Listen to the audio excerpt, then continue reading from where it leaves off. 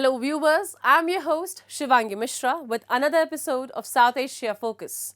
Let's begin the show. Advancing its vision of a developed India by 2047, India is strengthening global trade ties. At the second India-EU Trade and Technology Council meeting in New Delhi, both sides reaffirmed their commitment to digital cooperation, clean energy, resilient supply chains, and investment security. Key pledges include collaboration on AI, semiconductors, and green technologies to drive future growth. European Commission President Ursula von der Leyen arrived in New Delhi to strengthen EU-India ties, enhance trade, technology, and climate cooperation, and advance the India-Middle East-Europe Economic Corridor for global connectivity. She met Indian Prime Minister Narendra Modi, and both leaders agreed to push for the conclusion of a free trade pact this year. Von der Leyen's visit, accompanied by EU leaders, comes amid rising geopolitical tensions, with Brussels and New Delhi set to outline key areas for closer cooperation as part of their strategic partnership. She emphasized that challenging times present opportunities for stronger EU-India collaboration. We both stand to lose from a world of spheres of influence and isolationism, and we both stand to gain from a world of cooperation and working together. Because we can offer each other distinctive alternatives and tools to make ourselves stronger, more secure, and more sovereign in today's world. हमने अपनी teams को एक पारस्परिक लाभकारी bilateral free trade agreement को FTA को इस वर्ष के अंत तक संपन्न करने का निर्देश दिया है. According to the European Commission, the EU was India's largest trading partner in 2023, with goods trade worth 124 billion euros, accounting for 12.2% of India's total trade, ahead of the USA and China. India ranked 9th among the EU's trading partners, making up 2.2% of its total trade. Trade in goods grew by 90% over the last decade, while services trade reached 59.7 billion euros in 2023. The EU's investment in India stood at 108.3 billion euros in 2022, with 6,000 European companies operating in the country. The potential is immense. Europe is already India's biggest trading partner. Last year alone, we exchanged 120 billion worth of goods. And over the past 2 decades, our trade has tripled. All this is proof that our businesses and people want to work together. Her Royal Highness Princess Astrid of Belgium led a high-profile economic mission to India, strengthening Belgium-India ties in trade, investment and technology. Accompanied by a diverse delegation, she met Indian leaders, including Prime Minister Narendra Modi, to explore collaboration in defense, infrastructure, renewable energy, and digital innovation. Key highlights included the inauguration of industrial projects, discussions on women's leadership, and cooperation in space research. The visit reinforced Belgium's role in India's growth and deepened bilateral strategic partnerships. We are very compatible, so there are a lot of challenges in India for which we have the solutions. For instance, waste management, water management, a lot of innovation. We have the most important research institution on semiconductors in the world. So those are all things that India can help. And the other way around, there's also a lot in India that can help the Flemish economy. For instance, you have a lot of workforce, a lot of people who are very high skilled, very strong in digitalization, and some other things. Also students that come to Flanders. So there's a lot of things where the one has the challenges and the other one has the solutions. So we have to exchange those. We talked about collaboration. I think we need to work together even more.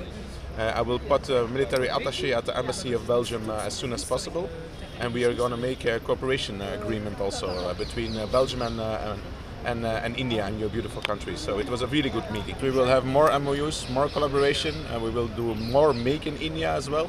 And we have to work together because India is a beautiful country and is very good on technology.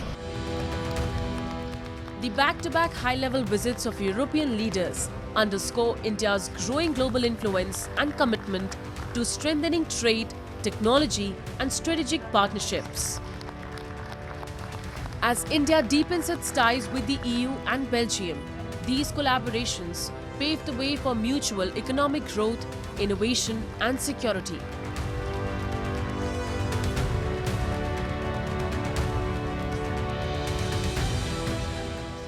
The rise of the National Citizen Party in Bangladesh is marking a new chapter in the country's political turmoil. With its platform driven by young leaders, the NCP signals a generational shift.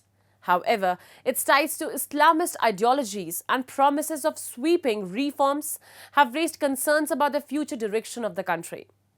While some view the NCP as a potential force for a change, its rise could deepen the nation's political divisions and challenge the secular democratic principles that have long defined Bangladesh. Take a look. The emergence of new political parties like the National Citizen Party in Bangladesh is undoubtedly adding complexity to an already tense and fragmented political landscape. The NCP's platform, largely driven by young members under 40, signals a generational shift in Bangladesh politics. However, this new political force comes at a time when the nation is grappling with deeply polarized environment fraughted by accusation of political suppressions, corruption, and a growing sense of disillusionment among the people. A particularly significant aspect of the NCP's rise is its alleged ties to Islamist ideologies. With a majority Muslim population, Bangladesh's future could potentially be shaped by more conservative or even Islamist influence if parties like the NCP gain traction. This could create a shift in national policy, potentially altering everything from social norms to international relations. The party's ideology and generational shift of its leadership may challenge the secular democratic structure that has long been a defining characteristic of Bangladesh. আমাদের তো গণঅভ্যুত্থানের শুরুতে বা পরেও খুব পরিকল্পনা ছিল না যে আমরা সরকার গঠন করব বা আমরা নিজেরাই সরকারের পার্ট হব। এটা প্রেক্ষাপটে আমাদের উপরে এই দায়িত্বটা এসেছে নেতৃত্বের কারণে।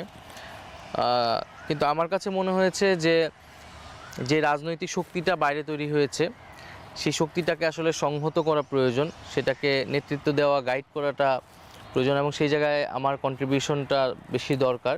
এটা শুধু দল বা গোষ্ঠীগত কোনো স্বার্থের জায়গা থেকে না, বরং একটা ন্যাশনাল ইন্টারেস্টের জায়গা থেকে এই মুহূর্তে বাংলাদেশে আরেকটি রাজনৈতিক দল গড়ে তুললে এটা এই প্রজন্মের আকাঙ্ক্ষাকে ধারণ করতে পারবে এবং আমাদের যে গণতান্ত্রিক উত্তরণের কথা আমরা বলতেছি সেই ক্ষেত্রে সহায়ক হবে।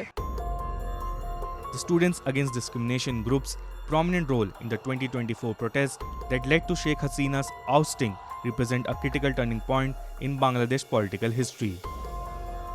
What began as a movement to challenge public sector job quotas soon escalated into a nationwide uprising that saw thousands of young people rallying for political reform and more inclusive system.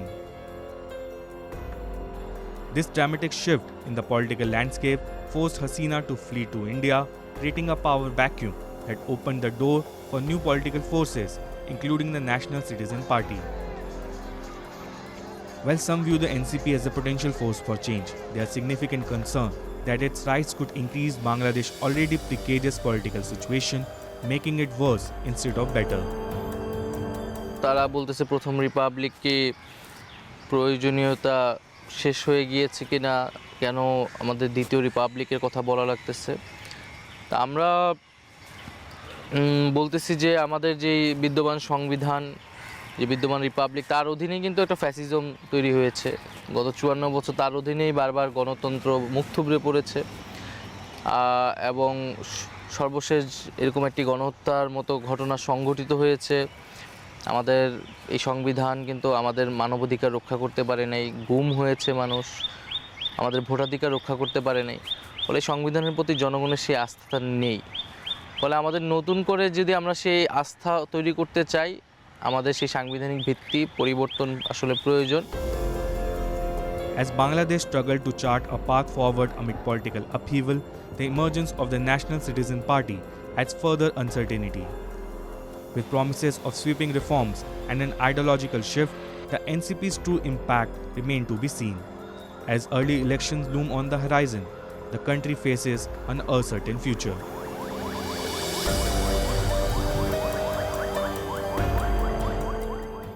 Time now for Asia This Week, the stories from across the continent.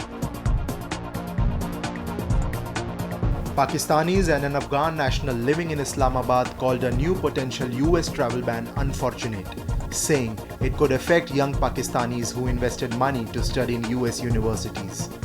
A new travel ban by President Donald Trump could bar people from Afghanistan and Pakistan from entering the US based on a government review of countries' security and vetting risk.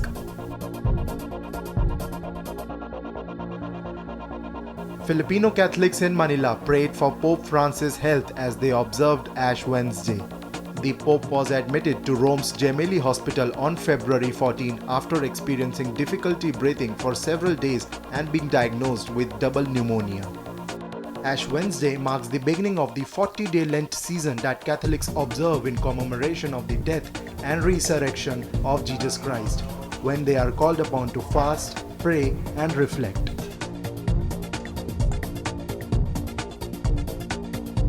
South Korea and Singapore participated in amphibious drills with Thailand and the United States on Monday as part of the annual Cobra Gold military exercise. The drills, staged on a beach in eastern Thailand, started with an airstrike followed by an amphibious landing and rehearsed clashes between defending and attacking forces striving to capture the opposing side's beachhead. Pakistan's suppression of dissent has come under fresh scrutiny following a violent crackdown on students in Sindh. Recently, security forces launched a brutal assault on Sindh University students in Jamshoro, using batons and tear gas to disperse those protesting the construction of water channels that would redirect Indus River water to irrigate vast tracts of land in Punjab. A report. In yet another display of Pakistan's authoritarian suppression of marginalized communities, Sindhi students were met with severe police brutality while exercising their democratic right to protest. The students, affiliated with Jai Sindh Student Federation and Jai Sindh Qaumi Mahas factions, were peacefully demonstrating against the forced construction of canals designed to divert Sindh's lifeline, the Indus River, to Punjab. The police responded with unprovoked violence, injuring many and arresting at least 10 students. असांजी police ॿ दफ़ा रस्ता रोकी कई आहे, बल्कि ही शागिर्दनि जो हिकिड़ो पुरअमन धरणो आहे जेको हिननि एक्स्ट्रा जेके केनाल्स हया आहिनि उन्हनि जे ख़िलाफ़ आहे। असां पंहिंजे सिंध जे पाणीअ ते पंहिंजो धाड़ो न हणण ॾींदासीं। असांजे शागिर्दनि खे ज़ख़्मी करे कुझु खंभे विया आहिनि, कुझु खे ज़ख़्मी हालत में तई छॾे विया आहिनि। इहा किथां जो इंसाफ़ आहे? असां हिकिड़ो पुरअमन शागिर्द आहियूं, असां मेहराण ऐं सिंध यूनिवर्सिटी जा शागिर्द आहियूं, जेको सिंपल असांजो मुतालबो इहो आहे त असांजो पाणीअ ते धाड़ो न हयो वञे। असांजी 12 खां 18 मिलियन एकड़ ज़मीन बंजर पई आहे। हिननि जो इहो केनाल सिस्टम सिंध खे वधीक बदहाली, बुखाली ऐं पाणीअ जी खोट ॾांहुं धिके पियो। असां इन शइ खे कॾहिं बि कंहिं बि सूरत हाल में मंज़ूर न कंदासीं। जे उन सबबु हे असांजे शागिर्दनि खे ज़ख़्मी कंदा त हे सिचुएशन अञा वधीक ख़राब पिया कनि पंहिंजे हथनि सां। According to reports, security forces used indiscriminate baton charges, tear gas, and even live rounds to disperse the students, exposing Pakistan's blatant disregard for human rights and democratic freedoms. The Jai Sindh Freedom Movement condemned the state's violent repression, calling it an attempt to crush Sindhi identity and resistance. आज मैं इंतहाई दुख और गम और गुस्से के साथ ये कहना चाहता हूँ कि सिंध यूनिवर्सिटी के मासूम तलबा पर जो रियासती जबर, शेलिंग, लाठीचार्ज, गोलियां चलाने और वेश्याना तशद्दुद के वाक़यात सामने आए हैं, हम इनकी सख्त तरीन अल्फाज में मजम्मत करते हैं। ये तलबा कोई गैर कानूनी मुतालबा नहीं कर रहे थे। ये सिंध की बका, सिंध के पानी, सिंध के मुस्तकबिल के लिए खड़े हुए थे। सिंध के दरिया पर जबरन कैनाल बनाने के खिलाफ पुरअमन एहतजाज करना इनका आईनी और कानूनी और जमहूरी हक था, लेकिन रियासती इदारों ने एक बार फिर जुल्म और जबर का हथियार इस्तेमाल करते हुए इनकी आवाज़ को दबाने की नाकाम कोशिश की। The construction of canals on the Indus River has been a long-standing issue, with Sindhi nationalist organization accusing the Pakistani state of depriving Sindh of its rightful share of water. The diversion of Indus water has led to worsening droughts, agriculture collapse and forced displacement in Sindh, while Punjab continues to benefit at the expense of the province's ecological and economical survival. Activists argue that the Pakistan policy towards Sindh are part of a broader colonial-style exploitation where the province's land, rivers and natural resources are systematically plundered while its people are subjected to state violence and political marginalization. The JSFM and other nationalist groups have now called on international human rights organizations, including the United Nations, Amnesty International and the Human Rights Watch, to take immediate action against Pakistan's atrocities in Sindh. They demand the immediate release of arrested students and an end to police violence. हम आलमी इदारों से appeal करते हैं, United nation, amnesty international, human rights watch और दीगर आलमी इंसानी हुकूक की तंजीमों से मुतालबा करता हूँ कि वो पाकिस्तानी रियासत के इन जालिमाना कार्रवाइयों का नोटिस ले और इंसानी हुकूक के संगीन खिलाफ वर्जियों में मुलविस पाकिस्तानी सती इदारों के खिलाफ कार्रवाई करें। GSN फ्रीडम मूवमेंट ये वाज़े करती है कि सिंध के तलबा की जदोजहद हमारी कौमी तहरीक का एक मजबूत और अहम हिस्सा है। Despite Pakistan's heavy-handed repression, Sindhi students and activists have vowed to continue their struggle against the state exploitation. The people of Sindh refuse to be silenced, and their resistance against Islamabad authoritarianism is growing stronger. Let's now move to Nepal's Lumbini, the birthplace of Lord Buddha, where hundreds of newly ordained monks from around the world gathered for a sacred ordination ceremony, followed by the chanting of the revered Tripitaka scriptures at the Mayadevi temple. This profound act of devotion not only honors Buddha's teachings, but also strengthens the global commitment to the Buddhist principles of peace, wisdom and harmony, uniting diverse cultures in a shared spiritual journey. On March 5th, the sacred birthplace of Lord Buddha, Lumbini, became a vibrant gathering place for hundreds of newly ordained monks, each representing a tapestry of cultures from across the globe: Thailand, Indonesia, Sri Lanka and beyond. With hearts full of devotion, they came together for a sacred ordination ceremony, marking a powerful moment of spiritual rebirth. Once ordained, the monks joined in unison to chant the Tripitaka, the timeless collection of Buddha's teachings, at the serene Mayadevi temple. Their collective prayer echoed through the air, a testament to the shared faith, unity and reverence for Lord Buddha's enduring wisdom. Lumbini यो एरियामा भएको हामी पनि यही एरियाको नजिकको भएको हुनाले यहाँ चाहिँ चर्मडै भएर चाहिँ यहाँ चाहिँ भगवान बुद्धको देशनाहरू देनहरूलाई चाहिँ हामीले अभिवृद्धि गर्नको लागि र गाउँ नगरमा देश विदेशमा चाहिँ यसको चाहिँ प्रभाव पार्नको लागि भनेर हामीहरूले The chanting of the Tripitaka in Lumbini holds profound significance. Devotees from around the world see it as a spiritual commitment to uphold the core values of Buddhism: peace, wisdom and harmony. The recitation of the Tripitaka, the precious Tripitaka, is a holy and sacred act, a direct connection to the Buddha's teachings that have guided countless beings for more than 2,500 years. In the tranquil surroundings of Lumbini, the energy of these monks and devotees creates an unforgettable atmosphere of reverence, reminding the world of the enduring power of Buddha's message. The harmony among the monks, the devotees, and the ancient landscape of Lumbini serves as a vivid affirmation that the values of wisdom, peace, and harmony remain as relevant today as they were more than 2,500 years ago.